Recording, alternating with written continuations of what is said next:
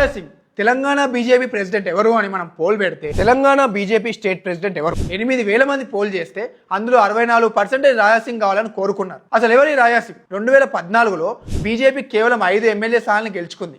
అందులో ఒకరే ఈ రాజా సింగ్. 2018లో బీజేపీ ఒకే ఒక స్థానంలో గెలిచింది. ఎవరు అని తిరిగి చూస్తే రాజా సింగ్. మళ్ళీ 2023లో బీజేపీ 8 స్థానాల్లో గెలిస్తే అందులో ఒకరు రాజా సింగ్. అంటే బీజేపీ తరపున తెలంగాణలో 3 సార్లు ఎమ్మెల్యేగా గెలిచిన ఏకైక వ్యక్తి రాజా సింగ్. అది కూడా మజ్లిస్ కి బాగా స్ట్రెంత్ ఉన్న గోషామహల్ కాన్స్టిట్యున్సీ నుంచి. పార్టీ ప్రెసిడెంట్ గా ఎవరిని ఎన్నుకోవాలనేది బీజేపీ పార్టీ యొక్క ఇంటర్నల్ డెసిషన్ మేకింగ్ అనేది మల్టిపుల్ లెవెల్స్ లో జరుగుండొచ్చు. రామచంద్రరావు గారిని స్టేట్ ప్రెసిడెంట్ చేయడంలో బీఆర్ఎస్ పాత్ర ఉందని కొందరు, టీడీపీ పార్టీ పాత్ర ఉందని మరికొందరు విశ్లేషిస్తున్నారు. కానీ నా ఒపీనియన్ ప్రకారం ఒక నేషనల్ పార్టీగా 3 కాన్సిక్యూటివ్ ఎలక్షన్స్ లో సెంట్రల్ గవర్నమెంట్ ఫామ్ చేసిన బీజేపీ నిజంగా పొత్తు పెట్టుకోవాలనుకుంటే ఆంధ్రప్రదేశ్లో చేసినట్టుగా ఒక కూటమి ప్రభుత్వాన్ని ఫామ్ చేసుకుంటుంది. కానీ ఇలా ఇంటిగ్రిటీని దెబ్బతీసుకునే పని చేయదు అనుకుంటున్నా.